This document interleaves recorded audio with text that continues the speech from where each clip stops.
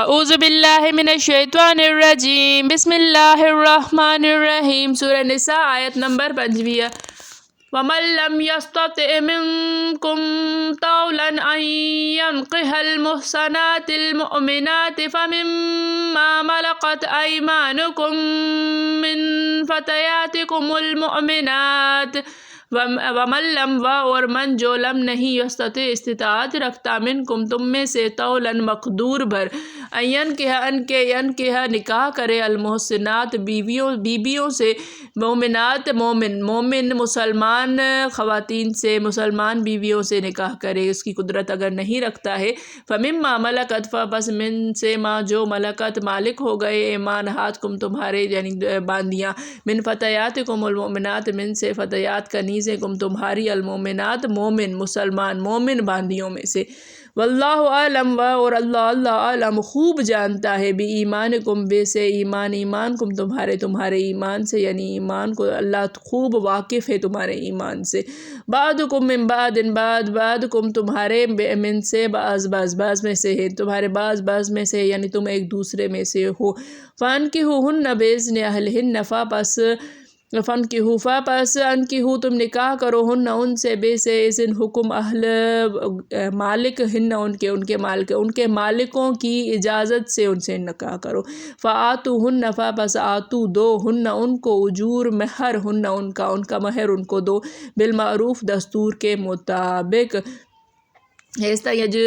کیوں تھا وری تا محسنات غیر مصافحات کھا سباڑے انشاءاللہ وڈی آیت ہے آہستے آہستے وَمَن لَّمْ يَسْتَطِعْ مِنكُمْ طَوْلًا اور جو استطاعت نہ رکھتا ہو تم میں مقدور بھر یعنی مہر ادا کرنے کی آزاد عورتن جو مہر کنیزن کھا ودیک ہوندو ہے یا ایک شریف جتری عورت شریف ہوندی جتری عورت مالدار حسین ہوندی ان جو مہر اوترو ودیک ہوندو ہے اگر کوئی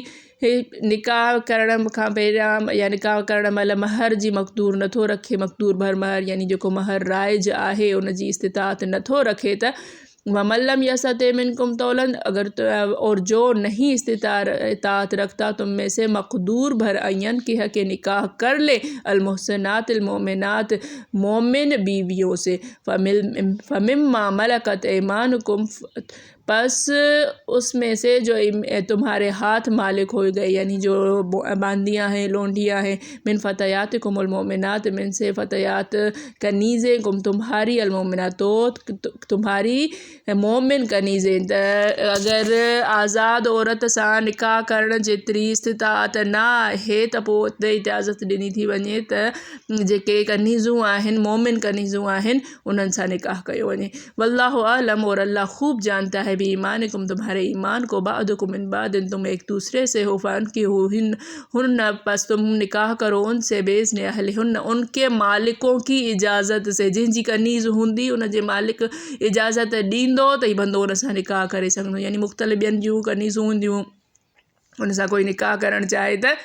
اجازت پہریا مالک ڈیندو مالک جی اجازت ईअं ई हूंदी आहे जीअं आज़ाद औरत जी माउ पीउ जी इजाज़त हूंदी आहे या उन जे वली जी इजाज़त हूंदी आहे वआतूहुन उजूरहुन तो दो उनको उनका अजर बिलमारूफ दस्तूर के मुताबिक़ हाणे जेका आज़ाद औरत हूंदी आहे उन जे महर खां अधु महर जेको आहे उहो बांदियुनि खे ॾिनो वेंदो आहे त मारूफ़ जो तरीक़ो इहो आहे त हाणे त बांदियूं जेके आहिनि उहे आहिनि न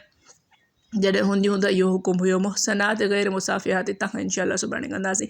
हाणे इन में हिकु ॿी शइ सम्झो त हाणे बांदियूं कोन्हनि के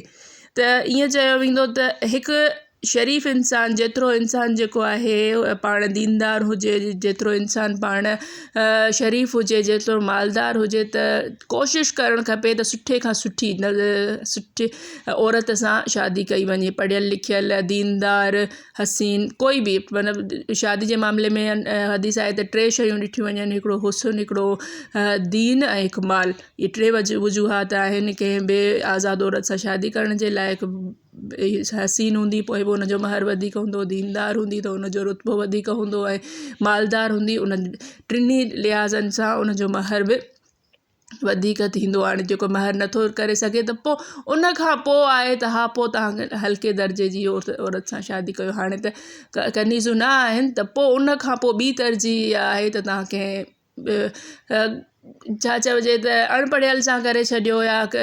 कमु सुहिणी हुजे या कुझु बि जंहिंजो महर सफ़ा घटि हुजे, कुझु बि अलाह ताला ख़ूब ॼाणे थो। लेकिन मुंहिंजी सम्झ में इहा शइ थी अचे त हाणे इहो हुकुम इन ते ईंदो, अलाहु आलम।